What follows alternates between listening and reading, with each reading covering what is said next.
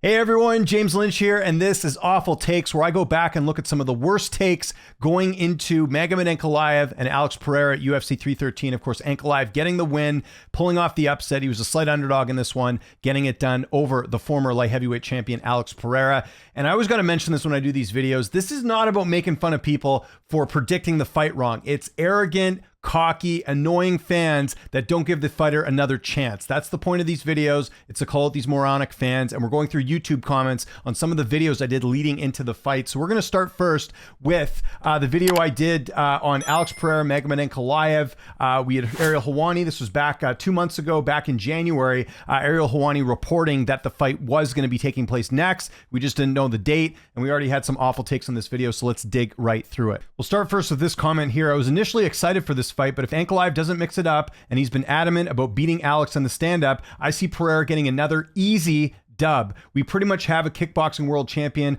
All of his competitors want to beat him at his game. Now, this isn't as terrible of a take, but again, easy dub. I don't know about that, saying that the fight's going to be easy against Ankalaev. There's no easy fights against Ankalaev. His only loss is a fight that he was winning against Paul Craig and happened to get submitted at the end of that fight. Ankalaev has shown me nothing that would lead me to believe he does anything besides putting up a decent fight before being KO'd late. Again, got to give Ankalaev some credit going into the fight. Here's another one. Ankalaev isn't a dominant wrestler whatsoever. He's also brain dead and doesn't shoot until he's on death's doorstep. Ank's fight with Rakic was all right, but it wasn't super dominant in any fashion. He outstruck him, but he didn't show any form of way that he would beat Pereira in pure striking battle. So again, he's saying he doesn't have a single chance in the stand-up battle. I think Pereira wins, maybe in late round 2, early round 3 KO, chewing his legs up and getting up from a takedown or two, hurting him with a pull right counter and finishing him with the left hook as Ank shoots a shit takedown attempt while badly hurt. Ank is good, but just because he's Dagestani doesn't automatically equate him to being a Habib-level wrestler. He's actually right about that.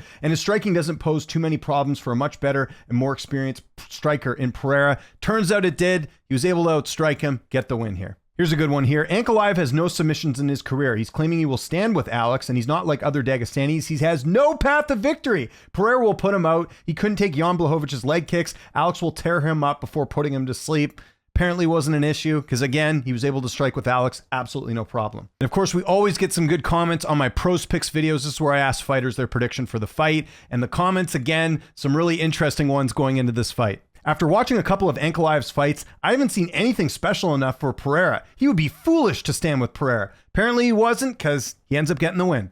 Just because Ankalaev is Dagestani doesn't mean he's a big threat on the ground. He's only got one submission win. Pereira, easy. Wasn't easy. Here's a really detailed one. I literally had to type in a search, who is Ankalaev? This matchup reminds me of the Jurassic Park scene where they can chain an animal to the T-Rex. This dude will be forgotten again immediately after this fight, if that's what you all want to call it. Alex is on another level. Ank is another number. Dude is mediocre at best. I guess he's mediocre enough to win the light heavyweight title and hand Alex Pereira his first loss at 205. Just saying. The only elite light heavyweight Ankalaev ever faced was Jan, and he failed to get the win. Ank is good, but he's overrated. He has a padded record, thanks to all the cans he's faced. Alex will win. I don't think Jan Blachowicz is a can. He was a former champion. They went to a draw. Fight was close. A lot of people actually felt like Ankalaev won that fight. So again, guy disrespecting the resume of Ankalaev going into this one. Don't really agree with that. Not to mention the fact he got the win over Rakic in his last fight, who's been a ranked opponent for quite some time. Here's another long answer here. Mate, Ankalaev can't fight southpaw. He exclusively fights orthodox and can't and won't switch stances. Alex's calf kicks to an orthodox fighter lead leg are brutal. Ankalaev melted under Jan's calf kicks. He's not going to be able to take Pereira's. Pereira has him in height, reach, striking credentials, and I'd be willing to bet he has the better cardio. Ankalaev's only road to victory is to catch Pereira with a clean KO. Apparently not. He won a decision.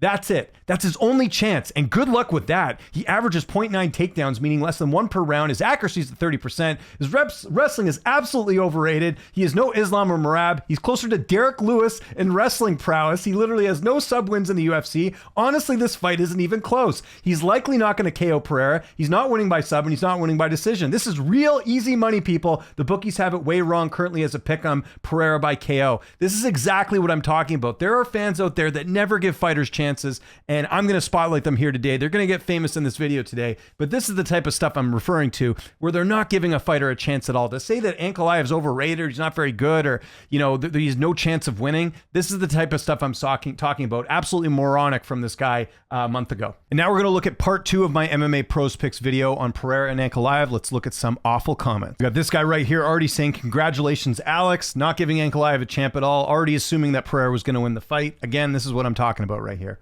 Here's another great one here. Alex is winning 100%. Obviously, that wasn't the case. Again, another person not giving Ankalaev any sort of credit going into the fight.